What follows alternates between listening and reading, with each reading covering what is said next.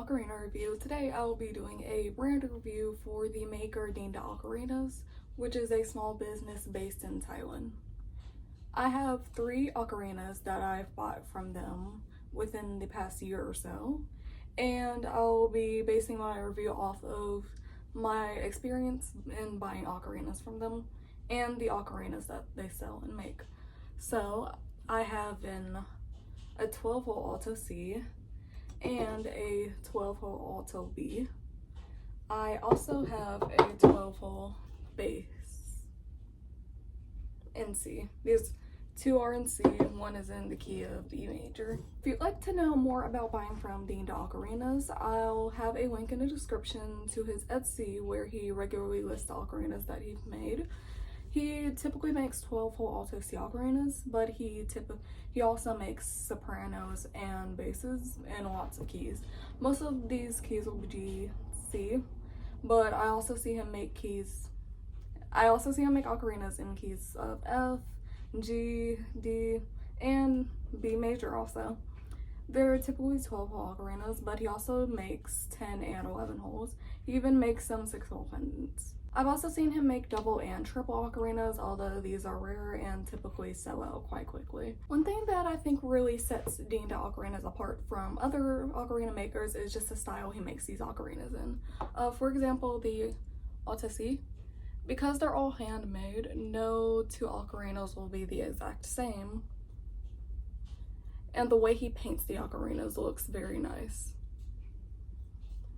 As you can see, there's some clear glazing on a mouthpiece, and there's a very pretty gold glaze where he has his maker stamp and the letter to show you what key is tuned in. His ocarinas all look very rustic. They have a very earthy look to them. You can definitely see where it's handmade, as you can see the brush strokes all along the ocarina.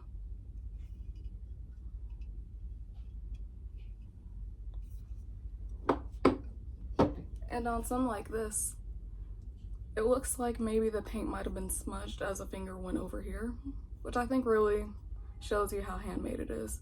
Typically in ocarina manufacturing, they'll use tools to scrape excess clay down the sides here where it's put together. And I'm not sure if it shows up on camera, but you can actually see where it might have went over it with the tool. That's one of my favorite things about DindaOcarinas. You can really tell that it was a one-man team who made these. Another thing that's really great about DindaOcarinas is just the size of the ocarina in general. The size of the Alto C is fairly small. I can hold it comfortably in my hands, and my hands are about 6 inches long, and that's about the length of the ocarina.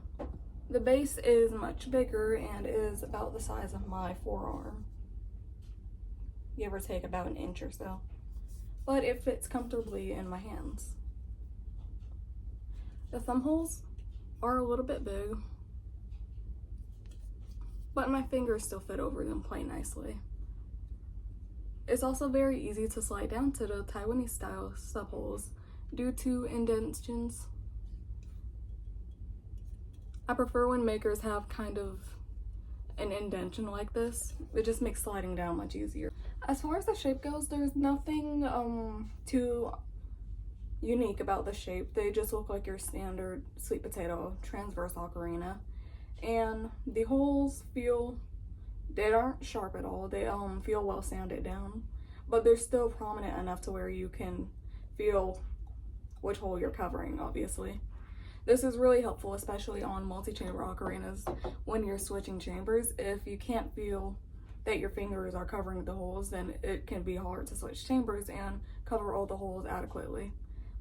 And on this particular ocarina, I really like that it has almost more of a flat shape, especially at the end here. It makes it so your fingers just fall very nicely on the instrument, which is a bit different from, say, a Legend of Zelda style ocarina, and I'll bring one from Songbird Ocarina to demonstrate. So on a Legend of Zelda style ocarina like this, where it's got much more of a curved body, it can be kind of hard to slide over the ocarina, and especially with a sticky glaze like this. That's one of the things I really love about my DindaOcarinas.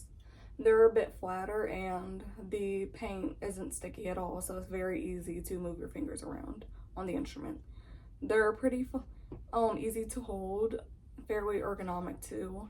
In the making of the review, I actually developed carpal tunnel, and even while I had it, playing these were still very easy. It doesn't put your fingers in any kind of odd position. It's just a normal ocarina. Alright, as far as sound quality goes, I'd say they all sound very nice. In some ocarinas, you'll have a voicing that is shaped like a teardrop, like you could see on my Luna Celt ocarina. The voicing is shaped like a teardrop, which gives it a very clear sound. These ocarinas, however, don't really follow the same shape. This one is much more of an oval. You can also see it very clearly on the bass too, which is a little bit different from the Alto B, which I think is shaped a little bit more like a teardrop. The bass has a very nice round tone. It's very warm. All the ocarinas have a nice warm sound to them. The response is a little bit slower than on other ocarinas, so I prefer these for slower paced music, but they are still wonderful nonetheless.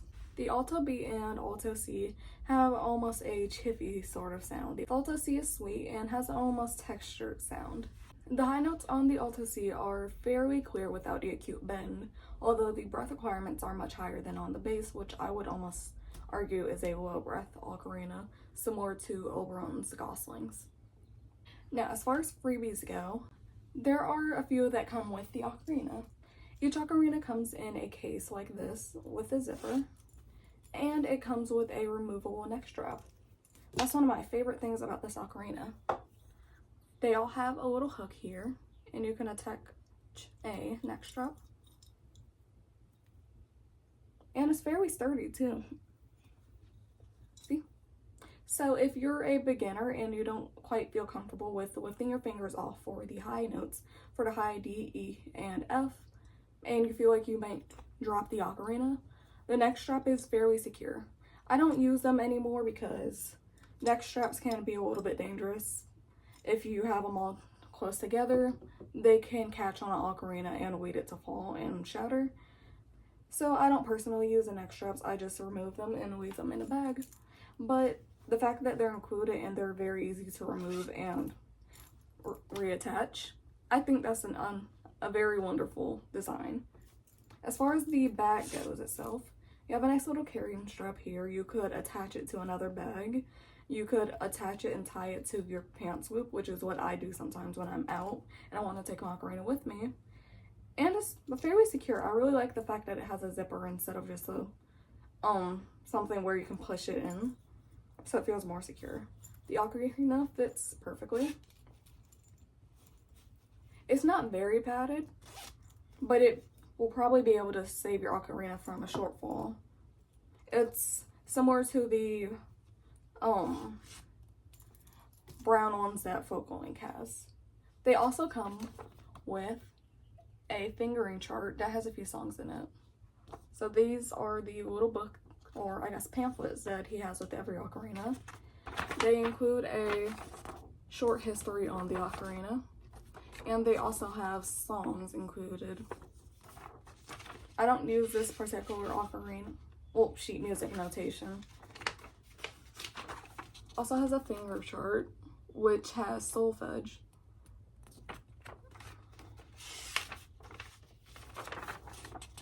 And a few more songs. It also shows you where you can buy more and where it's made. Now, as far as customer service goes, DindaOcarinas, well, the person behind DindaOcarinas has been very responsive and is great with customer service in my experience. Whenever I would buy an ocarina, they always shipped the next day and arrived fairly quickly. Packaging was very well too.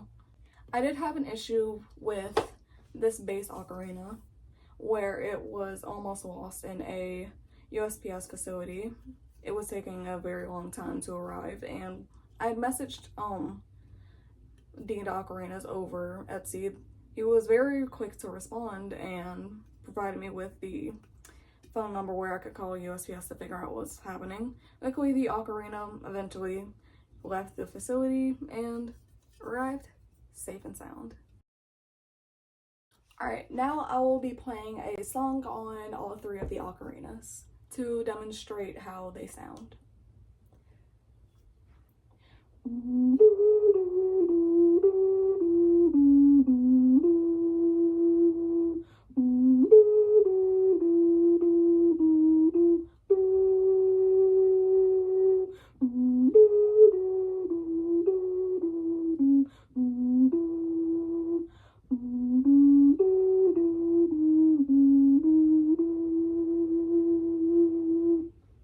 That was my Bonnie Lies Over the Ocean. This particular version I got out of David's How to Play Ocarina Method book. Alright, for this song, I'm not playing this in whatever key it wants to be in because this has about 17 sharps. So I'll just be playing it on the B Ocarina and hopefully it sounds similar enough.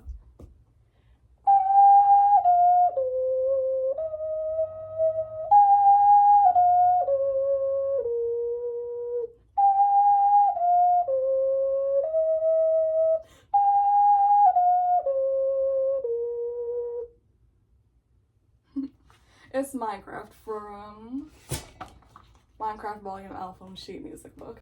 Alright, last one.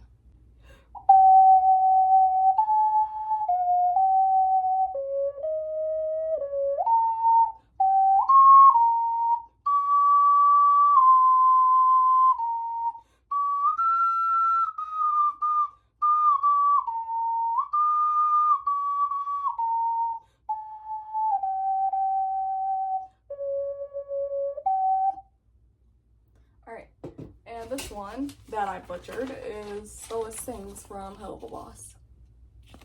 This transcription was by Flappy Flanders. I got it on MuseScore. Alright, so that about sums up all I had to say about these particular ocarinas and the maker DindaOcarinas based in Thailand. I would 100% recommend you buy from him. This particular ocarina, this Alto C, cost me $35 plus about $18 shipping, so it came up to around $50, which is just excellent for your first instrument. The sound quality on these is amazing. Honestly, if you think you are going to be serious about the ocarina and you don't want to get a plastic one, I highly recommend you check Dinda's Etsy page to see if he's still in stock, because the sound quality on these is just amazing for the price. Dinda's are very good if you want the sound quality, if you want this particular sound, the very earthy, I guess, chippy tone mixed with just wonderful paint jobs. I would highly recommend him. Typically a bass will go for around $200 after shipping. This was around $110 after shipping. This is USD, of course. So I highly recommend DindaOcarinas, and I hope you enjoyed my triple ocarina and maker review.